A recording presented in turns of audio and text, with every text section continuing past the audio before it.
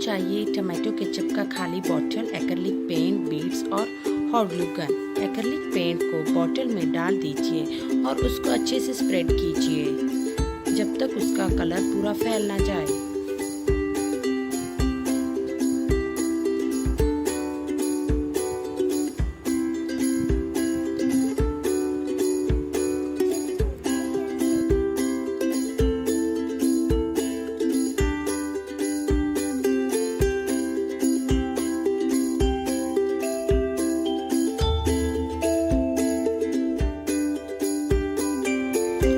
और अब hot glue gun की मदद से हम बीड्स को चिपका लेते हैं।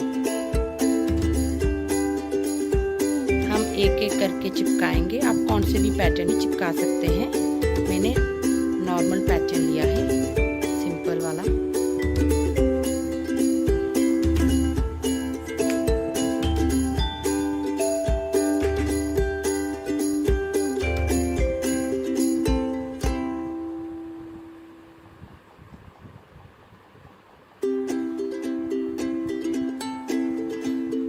फाइनली हमारा फ्लावर बॉटल वास रेडी है। एंड देखिए कितना प्रिटी लग रहा है। मैंने और भी बनाए हैं।